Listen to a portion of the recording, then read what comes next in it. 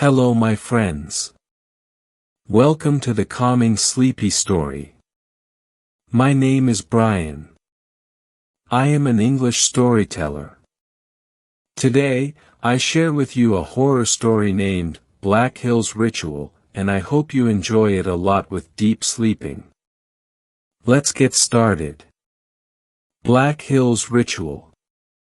Prologue, the drumming beneath. The Black Hills whispered. To the Lakota Sioux, they were sacred. Not simply a home, but a living spirit, Pahasapa, the heart of the world. Yet to the white men who came with pickaxes and promises, they were a mountain of opportunity. Gold. Timber. Expansion. In 1876, Colonel Edward Callahan led a small battalion to secure the Black Hills from resistance. They found no warriors, only a circle of stones hidden deep within a grove. Inside it, a ring of buffalo skulls arranged around a sun-bleached tree, its bark carved with unfamiliar runes. Callahan had it cleared.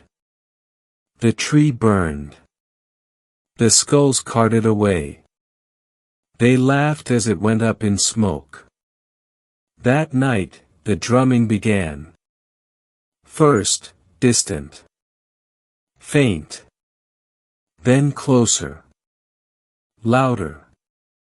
By morning, only one soldier remained. And he had no tongue to speak of what he saw. They found him on his knees in the ashes, bleeding from his eyes, his chest carved with the same runes that once adorned the tree. The army sealed the records. The land was sold. But the Black Hills do not forget. And what was buried beneath, still stirs. Chapter 1, The Homestead. Dakota Territory, 1891. Elias Granger was not a superstitious man. He was a carpenter, a veteran of the war, and, after 2 years of toiling east of Deadwood, a landowner. His wife, Mary, had inherited the deed from her late uncle, a prospector who'd vanished somewhere past Bear Creek. The land was rough, remote, and dirt cheap. The kind of place people forget. Elias thought it perfect for a new beginning. He built their home with his own hands. Pine frame. Stone chimney. 2 bedrooms and a root cellar beneath. His 5-year-old daughter, Clara, wandered the field barefoot, chasing beetles and whispering to flowers. Mary tended the garden and stitched quilts by the window.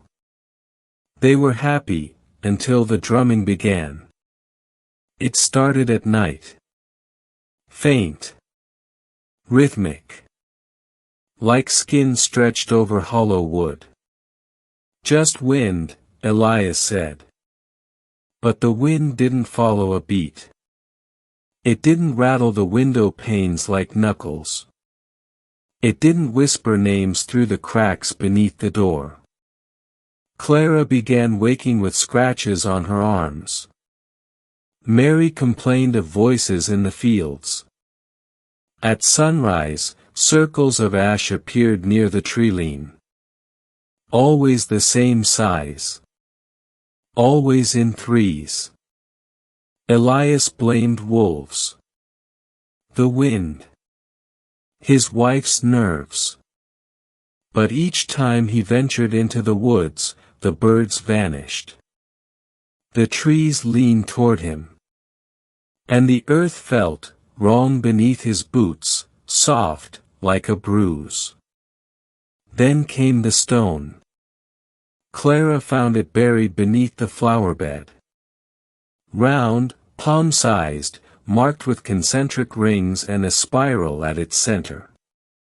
She carried it inside like a treasure. Mary screamed when she saw it.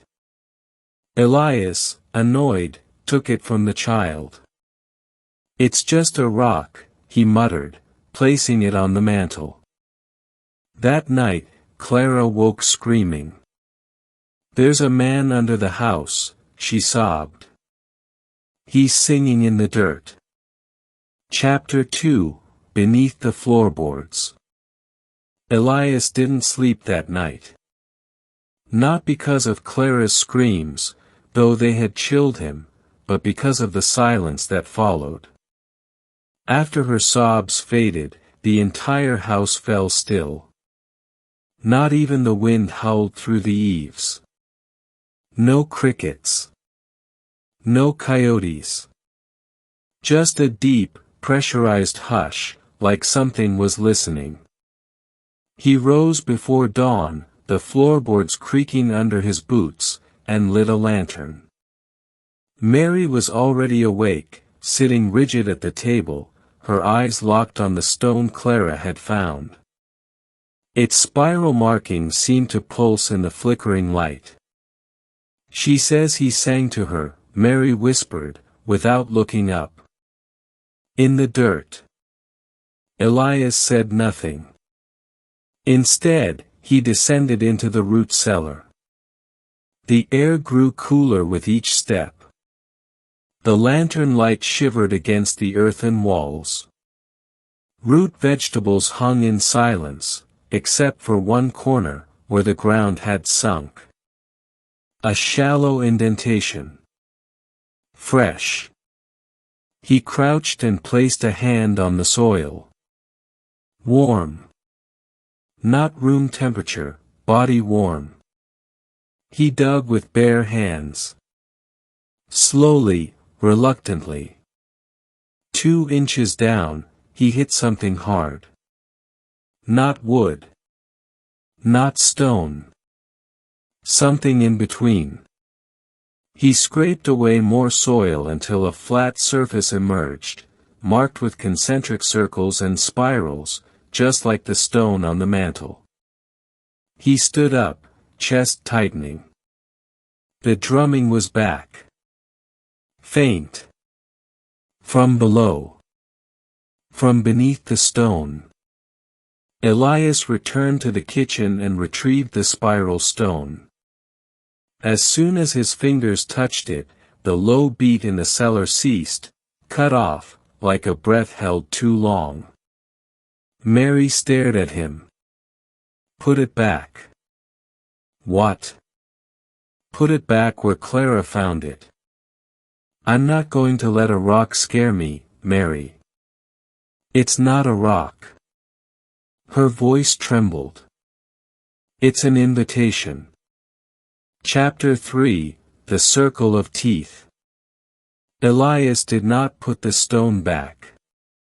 Instead, he wrapped it in cloth and shoved it into a drawer beneath his workbench, muttering curses to himself.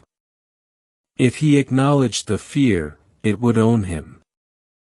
And he'd spent too many years crawling through mud and blood to surrender to superstition now. The day passed in strained silence.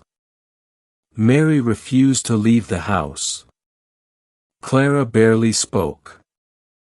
Her drawings, once cheerful scribbles of flowers and deer, now showed a black figure with antlers and no face, standing in a field of red rings.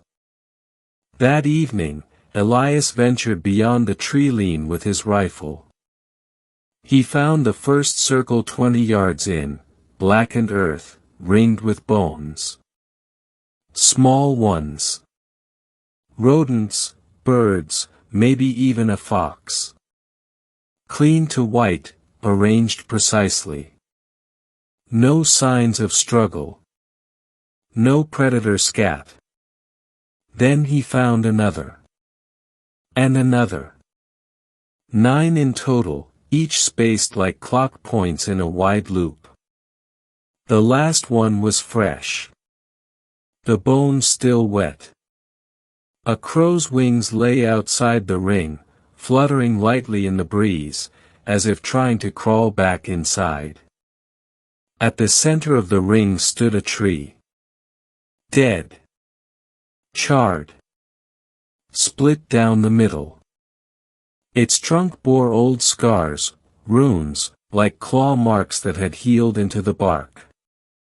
Beneath it lay a flat stone slab, weather-worn and half-buried, but unmistakably deliberate in placement. Elias stepped closer and noticed something glinting in the soil near the base. He crouched and brushed away the dirt. Teeth. Dozens of them. Human. Child-sized. Arranged in a perfect spiral, like the markings on the mantel stone. His stomach lurched. He dropped the rifle and stumbled back, but as he did, the ground beneath the tree breathed. The earth rose and fell, as if something slumbered just beneath the roots. Then he heard it, the drumbeat. Louder now.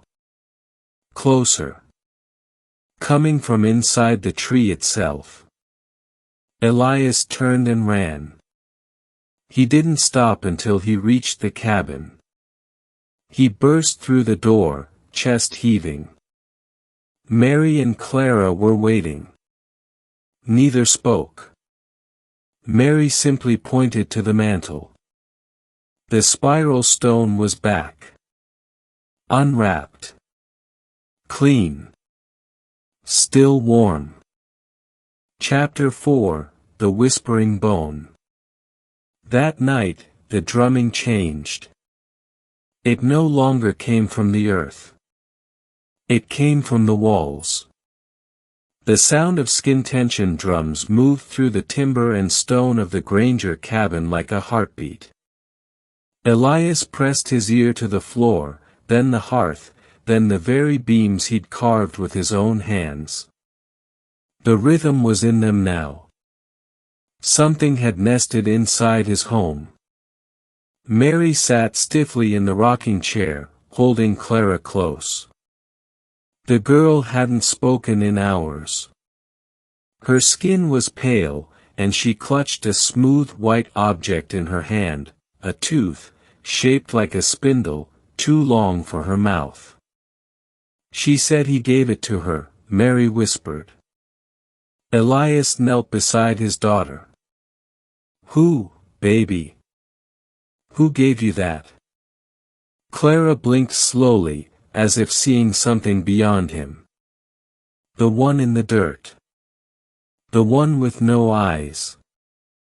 Mary tightened her grip. We need to leave, Elias. And go where? He snapped. This land is ours. No, it isn't. It never was. Outside, wind howled. The door creaked on its hinges.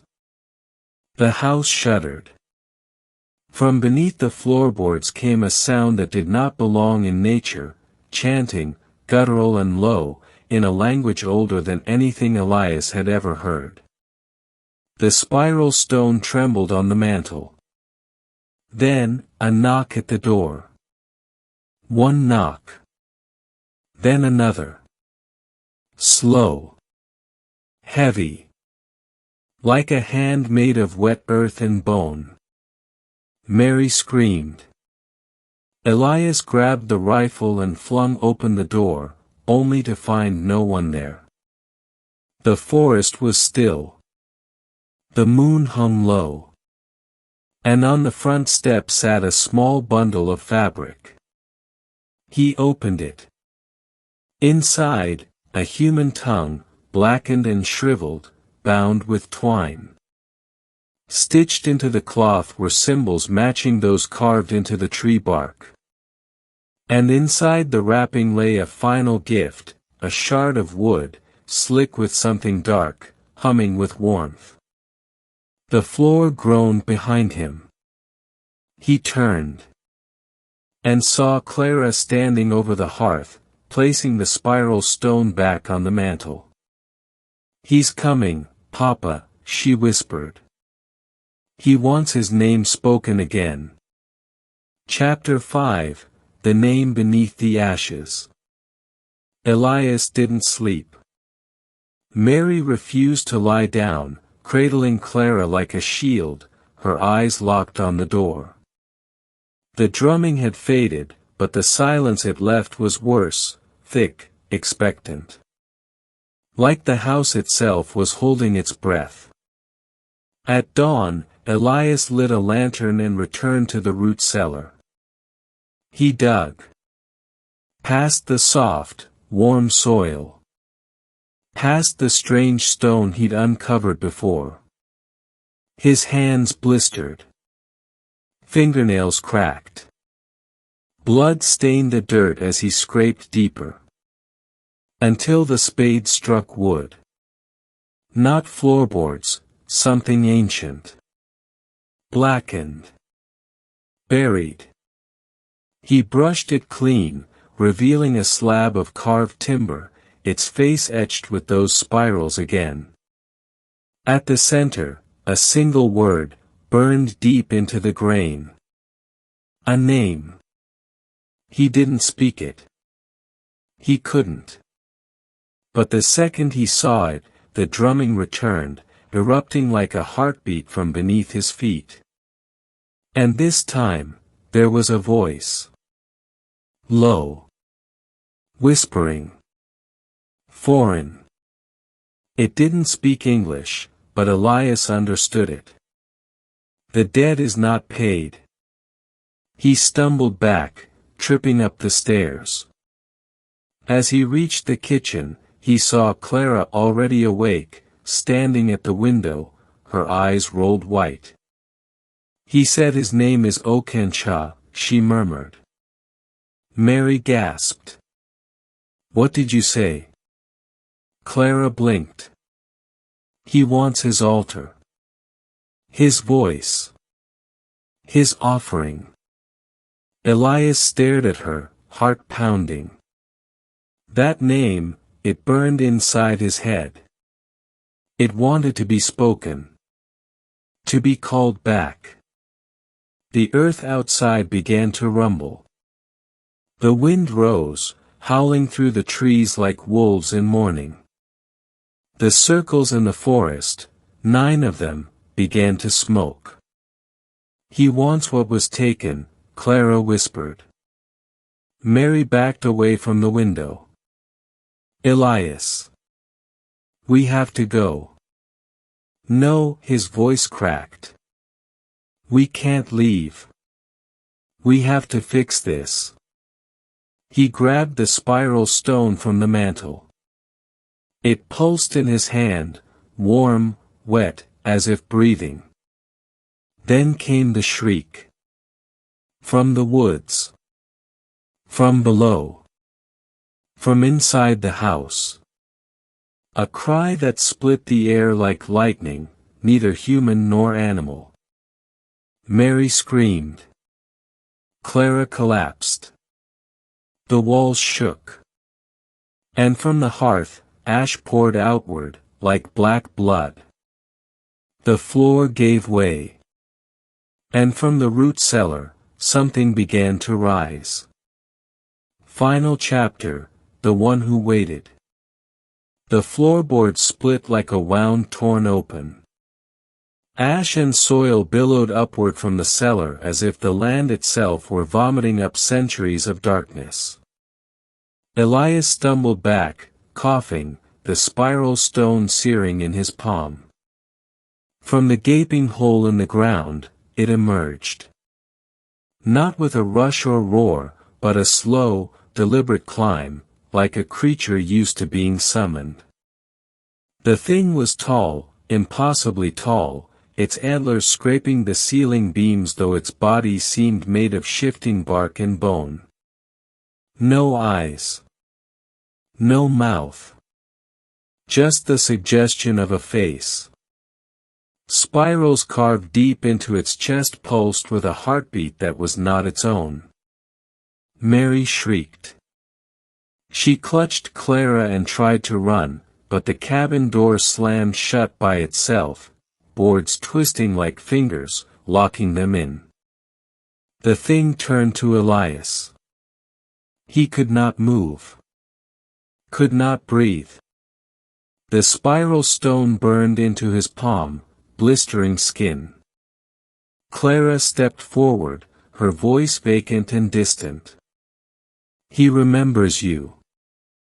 Elias dropped to his knees. "What are you?" The creature tilted its head. The spirals on its chest flared red. Clara answered, though her lips barely moved. "He was buried here long before the settlers came. Before the Lakota. Before language.